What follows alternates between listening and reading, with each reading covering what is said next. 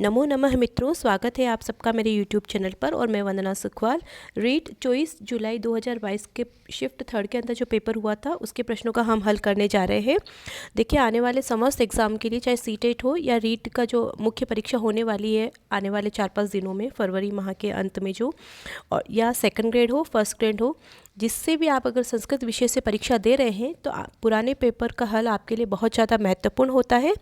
इसी को उद्देश्य में रखते हुए मैंने इन वीडियोस को बनाया है, ताकि आने वाले समय में किस प्रकार के प्रश्न आ सकते हैं और जो प्रश्न पूछे गए हैं उनके रिपीट होने पर आपके प्रश्नों के उत्तर गलत ना हो। तो माँ सरस्वती के चरणों में नमन करते हुए शुरू करते हैं वीडियो और देखते हैं पहला प्रश्न। सह गीतां पठति इत्यस्य वाच्य परिवर्तनं कुरुत। तेन गीता पठ्यते, तेन गीता पठ्यते, तेन गीता पठ्यन्ते, डी तेन गीता पठ्यन्ते। तो यहाँ जो आंसर हो जाएगा ऑप्शन डी होगा, तेन गीता पठ्यते। प्रश्न संख्या 32। सरस्वती श्वेत वस्त्रे आवृता वर्तते इत्यत्र रेखांकित पदम आश्रित्य प्रश्न निर्माणम कुरुत। श्वेत वस्त्रे ये तृतीय विभक्ति बहुवचन का रूप है। तो देखिए, किम के रूप मैंने वीडियो बना रखा है तो आप उसे देख सकते हैं। सरस्वती कुत्र आवृता, केन आवृता, केहे आवृता, किम आवृता। तो यहाँ पर जो ऑप्शन हो जाएगा, देखिए तृतीय विभक्ति बहुवचन में रूप बनेगा केहे, तो सरस्वती केहे आवृता वर्तते, ऑप्शन 3 करेक्ट हो जाएगा। मया त्रीणि पुस्तकानि पठितम इति वाक्यम संशोधयत। तो इसका जो उत्तर हो जाएगा, सीधा ही उत्तर देखेंगे प्रश्न संख्या 33 में 3, मया त्रीणि पुस्तकानि पठितानि। तो यहाँ पर ये देखिए नपुंसकलिंग का शब्द है पुस्तकानि, तो यहाँ पर त्रीणि आएगा, और पठितानि पढ़ी गई मेरे द्वारा, ऑप्शन 3 करेक्ट होगा। पिबन्ति रिक्त स्थाने स्वयमेव नाम्भ समुचित पदेन सुक्तिम पूर्यत। तो पिबन्ति नद्यः स्वयमेव ना अम्भः, तो यहाँ पर ऑप्शन 4 करेक्ट हो जाएगा। विचाराभिव्यक्ते है साधनम अस्ति। विचार अभिव्यक्ति का साधन कौन सा होता है? श्रवण, पद्यम, पठम और भाषा। तो विचार अभिव्यक्ति का साधन होती है भाषा। चतुर्षु कौशलेषु द्वितीयम अस्ति। तो देखिए LSRW, इसको याद रखिए। पहला है लिसनिंग, सुनना, श्रवण। दूसरा स्पीकिंग, बोलना, भाषणम। तीसरा है रीडिंग, पढ़ना या पठनम। और चौथा है राइटिंग, लेखनम। तो दूसरा क्वेश्चन पूछा है यहाँ पर, तो देखिए हो जाएगा स्पीकिंग, ऑप्शन बी करेक्ट हो जाएगा, भाषणम।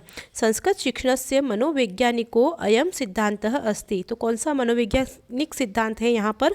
मौखिक कार्यस्य सिद्धांत, चयन विभाजनयोः सिद्धांतः, रुचेः सिद्धांतः, वैयक्तिक विभिन्नतायाः सिद्धांतः। प्रश्न संख्या 37 में उत्तर हो जाएगा ऑप्शन सी, रुचि सिद्धांत। रुचि का जो सिद्धांत होता है ये मनोवैज्ञानिक सिद्धांत होता है, ऑप्शन 3। प्रश्न संख्या 38। संस्कृत शिक्षण से प्राचीनतमो अयम विधि। तो सबसे प्राचीनतम विधि कौन सी है? पारायण विधि, पाठशाला विधि, प्रश्नोत्तर विधि, आगमनम विधि। तो प्रश्न संख्या 38 में उत्तर बी हो जाएगा, पाठशाला विधि सबसे प्राचीनतम विधि है। संस्कृत भाषा शिक्षणाय सर्वोत्तम अयम विधि। तो सबसे सर्वोत्तम विधि कौन सी है? निर्बाध विधि, व्याख्या विधि, व्याकरणानुवाद विधि, विश्लेषणात्मक विधि। प्रश्न संख्या 39 में उत्तर हो जाएगा ऑप्शन ए, निर्बाध विधि। ये सबसे सर्वोत्तम विधि मानी जाती है संस्कृत शिक्षण के लिए। प्रश्न संख्या 40। उपचारात्मक शिक्षणस्य उद्देश्यं नास्ति छात्राणां व्यक्तिक काठिन्यं निवारणं, समयस्य लाभः, विषयं प्रति रुच्युत्पादनम्, अध्यापकेषु प्रतिस्पर्धायाः उत्पादनम। तो उपचारात्मक शिक्षण का उद्देश्य कौन सा नहीं है? प्रश्न संख्या 40 में ये अध्यापकों में प्रतिस्पर्धा उत्पन्न करना, ये उपचारात्मक शिक्षण का उद्देश्य नहीं होता है। प्रश्न संख्या 41। संस्कृताध्यापनस्य अधिगम साधनानि मुख्यतः कति भागेषु विभक्तानि? द्वयो, त्रिषु, चतुर्षु, पंचषु। 41 प्रश्न संख्या में उत्तर हो जाएगा यहाँ पर, देखिए बी भी होगा और सी भी होगा। दोनों माने गए थे उत्तर बोर्ड के द्वारा, क्योंकि 3 भी माने गए हैं और 4 भी माने गए हैं अधिगम के साधन। प्रश्न संख्या 42 में शिक्षकस्य शिक्षणस्य आधारभूतानि भवन्ति। शिक्षकस्य शिक्षणस्य आधारभूतानि भवन्ति श्रव्य साधनानि, दृश्य साधनानि, दृश्य श्रव्य साधनानि और पाठ्यपुस्तकानि। तो यहाँ पर जो ऑप्शन हो जाएगा प्रश्न संख्या 42 में डी करेक्ट हो जाएगा, पाठ्यपुस्तक आधारभूत होता है शिक्षक के लिए। लिखित परीक्षायाः प्रश्नानां प्रकाराः सन्ति। तो लिखित परीक्षा में किस प्रकार के प्रश्न होते हैं, उनके कितने प्रकार होते हैं? त्रय, चत्वारः, पंच, षट्। प्रश्न संख्या 43 में बी हो जाएंगे, 4 प्रकार होते हैं लिखित परीक्षा में। तो 4 कौन कौन से होते हैं? वस्तुनिष्ठ, अति लघुत्तरात्मक, लघुत्तरात्मक और निबंधात्मक। ये लिखित परीक्षा के 4 प्रकार हो जाते हैं। तो देखिए ये जो मुख्य अधिगम के साधन है इसमें थोड़ा सा कन्फ्यूज़न की स्थिति रहती है। तो देखिए 3 प्रकार के जो साधन बताए गए हैं, एक तो इंद्रियों के आधार पर बताए हैं प्रकार, दूसरा जो बताया है वो प्रौद्योगिकी या तकनीकी के आधार पर, और तीसरा प्रकार बताया है प्रक्षेपण के आधार पर। लेकिन एडगर डेल महोदय ने 4 प्रकार बताए हैं: प्रत्यक्ष अनुभव साधन, प्रक्षेपित साधन, अप्रक्षेपित साधन और मौखिक साधन। तो यहाँ पर 3 और 4 दोनों ही उत्तर माने गए थे।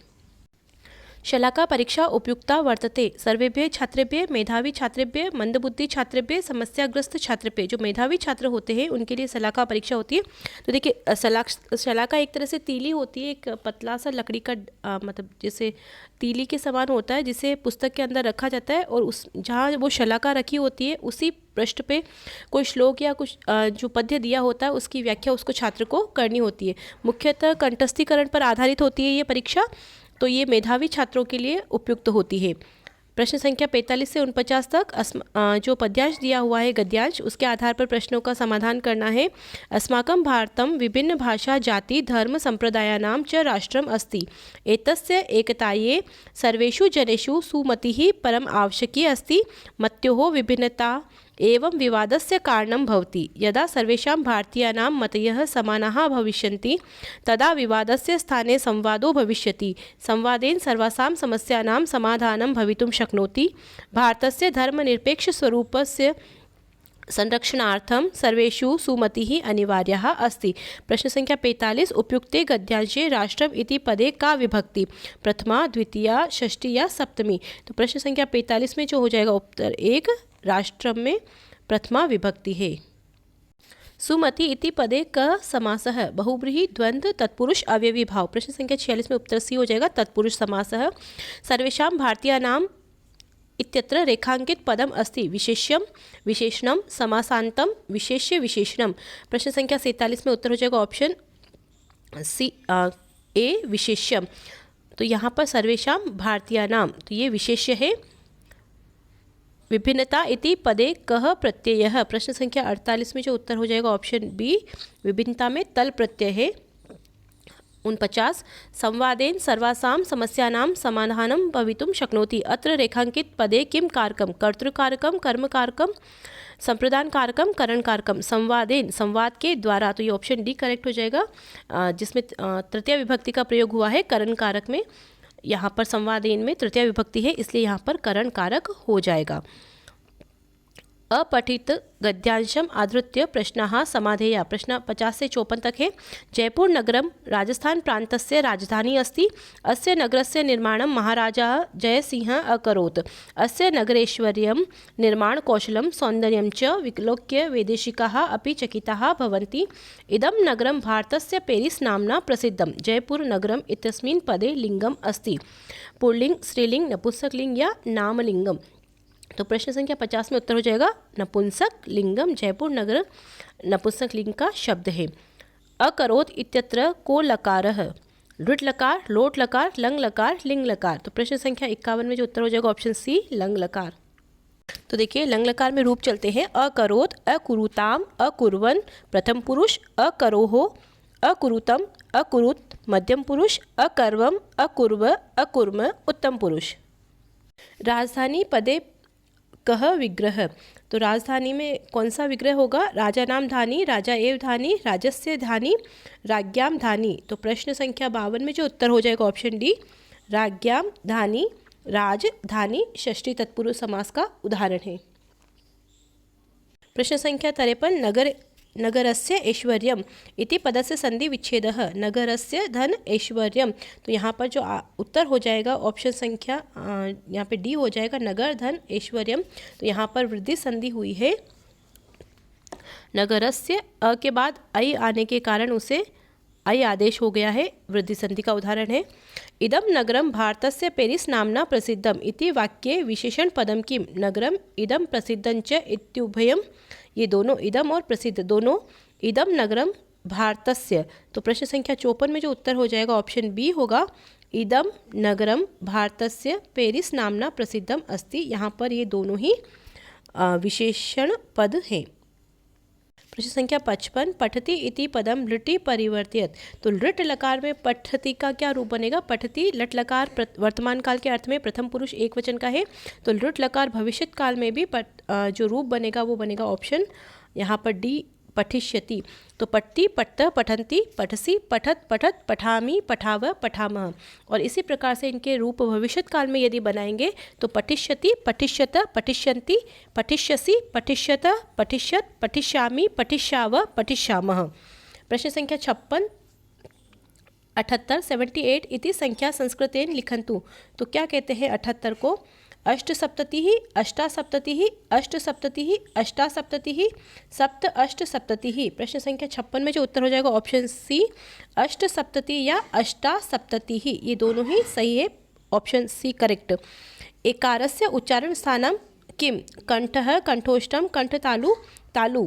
तो यहाँ पर प्रश्न संख्या 57 में उत्तर हो जाएगा ऑप्शन सी, कंठतालु। ए देतौ कंठतालु, तो यहाँ पर ए का उच्चारण स्थान होगा कंठ और तालु। माहेश्वर सूत्रेषु को वर्णः द्विरुक्तः? न, ल, ह, च। तो यहाँ पर 2 बार कहा गया है जिस वर्ण को माहेश्वर सूत्रों में, वो कौन सा है? ह वर्ण के 2 बार यहाँ पर प्रयुक्त होता है।